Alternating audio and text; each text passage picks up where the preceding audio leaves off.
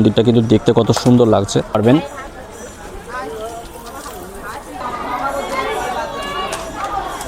এইভাবে আর এখানে একটা ছোট্ট ফোয়ারা আছে, দেখুন এখান দিয়ে অনবরত জল পড়ছে। এগুলো বন্ধুরা, মায়াপুরের কথা বলতেই আমাদের প্রথমে শ্রী চৈতন্য মহাপ্রভুর কথা মনে আসে এবং তারপর ইসকন টেম্পল এবং মায়াপুরে আরও বিভিন্ন মঠ ও মন্দির। তো বন্ধুরা, মায়াপুরে আরও একটা নতুন মন্দিরের সংযোজন হয়েছে। সেই মন্দিরটি হলো শ্রী শ্রী গৌরনিতাই মন্দির এবং এই মন্দিরে আপনারা কখন আসলে দর্শন করতে পারবেন এবং এই মন্দিরটি মায়াপুরে কোন জায়গায় অবস্থিত সেটা জানতে কিন্তু সম্পূর্ণ ব্লগটা দেখুন। যেই নতুন মন্দিরের কথা বলছিলাম সেই মন্দিরে এটা মূল প্রবেশদ্বার। তো এই মধ্যে দিয়ে আমরা এবার মন্দিরের ভিতর প্রবেশ করব। তো মন্দিরটা এই যে দরজা দিয়ে আমরা প্রবেশ করলাম, দেখুন মন্দিরটা কিন্তু দেখতে কত সুন্দর লাগছে এবং এই মন্দিরের ঠিক সামনেই যে ঢোকার রাস্তা, তো এটা কিন্তু এরকমভাবে সাজানো, এতটা সুন্দর। এই জায়গাটায় যদি আপনারা আসেন তাহলে আপনাদেরকে জুতো বা আপনাদের পাদুকা এইখানে রাখতে হবে এবং এইখানে জুতোটা রাখার পর আপনারা এইখান দিয়ে হেঁটে এই মন্দিরে প্রবেশ করতে পারবেন। আপনারা যদি চান হাত পা ধুতে তাহলে এখানে আপনারা হাত পাও ধুতে পারবেন।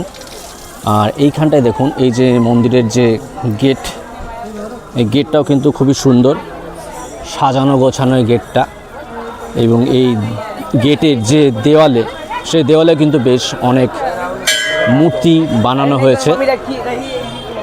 আর এই জায়গাটা দেখুন অনেকটা পার্কের মতন কতটা সুন্দর লাগছে। দেখুন জায়গাটা, এখানে প্রচুর মানুষজন যারা এই মন্দিরে দর্শন করতে এসেছেন তারা এখানে বসে আছেন এবং এখানে দেখুন আপনাদেরকে আমি এই যে গেট, এই গেটের এখানে একটা ঘন্টা ঝোলানো আছে। আর এই জায়গাটায় দেখুন এই মন্দিরের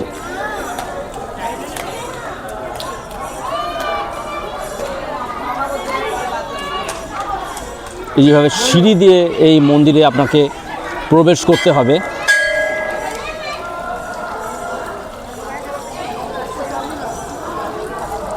আর এখানে একটা ছোট্ট ফোয়ারা আছে, দেখুন এখান দিয়ে অনবরত জল পড়ছে, খুব সুন্দর লাগছে যেই জায়গাটা।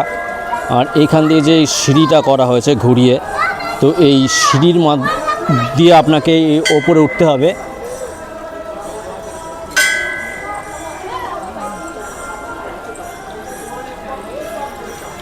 শ্রী শ্রী গৌরনিতাই মন্দির, এটা মায়াপুরের শ্রীনাথপুরে অবস্থিত।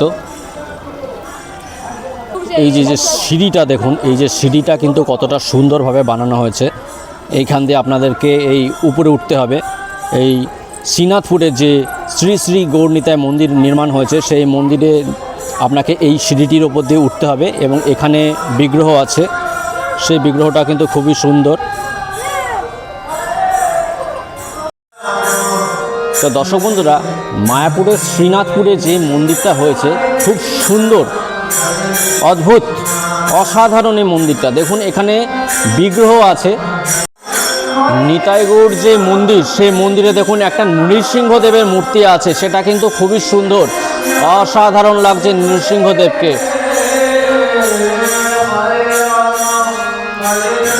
মন্দিরটির নাম হলো গৌরনিতাই মন্দির। তো এখানে দেখুন গৌরনিতাই কি সুন্দর একটা মূর্তি আছে, অসাধারণ লাগছে কিন্তু দেখতে বন্ধুরা।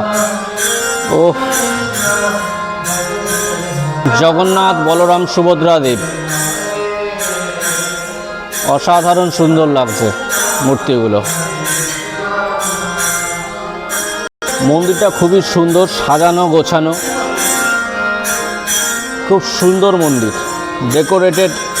এবং মন্দিরের উপরে দেখুন এখানেও বিভিন্ন রাধাকৃষ্ণের লীলা এবং বিভিন্ন অবতারের বিভিন্ন পর্যায়গুলো এখানে তুলে ধরা হয়েছে।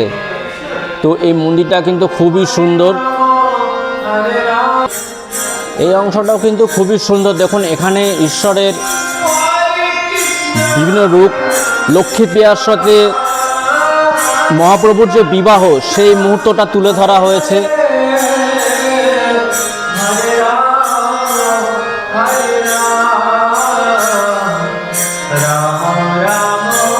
তো বন্ধুরা, এইটি হলো সিঁড়ি, এই সিঁড়ি দিয়ে আপনাকে নিচে নেমে যেতে হবে। আর এখান থেকে দেখুন বাইরেকার অংশটা কত সুন্দর লাগছে, সন্ধ্যের ঠিক আগের মুহূর্ত, খুব সুন্দর লাগছে বাইরের অংশটা। দেখুন এখান থেকে কিন্তু নিচের অংশগুলো দেখা যাচ্ছে।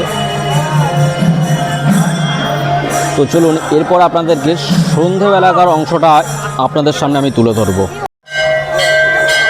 তো বন্ধুরা, এই মন্দিরটা কিন্তু খুবই সুন্দর, অপূর্ব এই মন্দিরটা। ধীরে ধীরে ভক্তদের সংখ্যা এই মন্দিরে বাড়ছে। তো বন্ধুরা দেখছেন তো, এই যেই রাস্তাটা মন্দিরে প্রবেশ করার, এই যে গলিটা আপনাদেরকে এর আগেও দেখিয়েছিলাম, তখন বিকেলের সময় ছিল। আর এখন দেখুন সন্ধেবেলাকার সময়, দেখুন কত সুন্দর লাগছে, মনে হচ্ছে যে এটা একটা কোনো পার্ক। মন্দিরে যে প্রবেশ করার সামনেকার যে রাস্তাটা, পথ চলার রাস্তা, সেটা কিন্তু পুরো একদম পার্কের মতন দেখতে। বেঞ্চগুলো কালার করা আছে লাল হলুদ দিয়ে, এবং সঙ্গে ছোট ছোট গাছগুলো লাগানো হয়েছে টবের মধ্যে। দেখুন এই জায়গাটা কিন্তু খুবই অসাধারণ লাগছে, অসাধারণ পরিবেশ। বন্ধুরা, মায়াপুরের শ্রীনাথপুরে নির্মিত যে নতুন গৌরনিতাই মন্দির, তার পিছনে কিন্তু একটা জায়গা আছে, যে জায়গাটা কিন্তু খুবই সুন্দর। এত সুন্দর এই জায়গাটা কিন্তু এলে আপনাদের মন সত্যিই ভরে যাবে। তো আপনারা দেখতে পাচ্ছেন এখানে একটা সুইমিং পুলও আছে, এই সুইমিং পুলও আছে, এবং তার চারপাশে খেজুর গাছ দিয়ে সাজানো। এত সুন্দর লাগছে, সত্যি অসাধারণ জায়গা।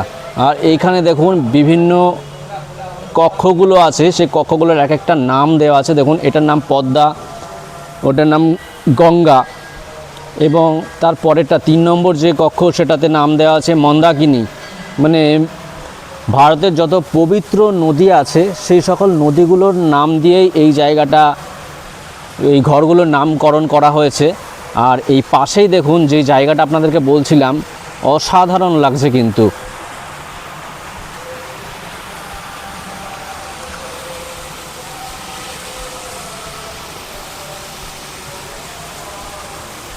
রাত্রেবেলাকার দৃশ্যটা কিন্তু আরও সুন্দর। আর বন্ধুরা, যেটা বলছিলাম, এই যে সুইমিং পুলটা আছে এখানে, আর এখানে দেখুন একটি জলের একটা উৎস আছে, মানে একটা ঝর্ণা বানানো হয়েছে, কৃত্রিমভাবে বানানো হয়েছে, যেটা জল অনবরত এই সুইমিং পুলটাতে পড়ছে। খুব সুন্দর লাগছে দেখতে, দেখুন অসাধারণ,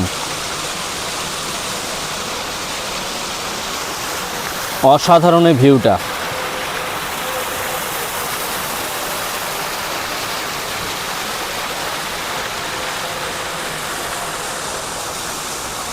আর এই যে আমি এখন মন্দিরের পিছনে আছি, তো এখান থেকেও কিন্তু এই যে নতুন মন্দিরটা দেখা যাচ্ছে, অসাধারণ লাগছে। দেখুন এখানে আপনাদের যে নতুন মন্দিরটা দেখালাম, সেটা সকাল 7টার পর থেকে শুরু করে দুপুর 12:30 পর্যন্ত আপনারা এখানে এই মন্দিরের দর্শন করতে পারবেন, এবং বিকেল 4:30 থেকে শুরু করে সন্ধ্যে 7:30 পর্যন্ত আপনারা এই মন্দিরের দর্শন করতে পারবেন। তো বন্ধুরা, এই ব্লগটা আপনাদের কেমন লাগলো সেটা অবশ্যই কমেন্ট করে জানাবেন। পরবর্তী ব্লগে খুব তাড়াতাড়ি দেখা হচ্ছে। ভালো থাকবেন, সুস্থ থাকবেন, ধন্যবাদ।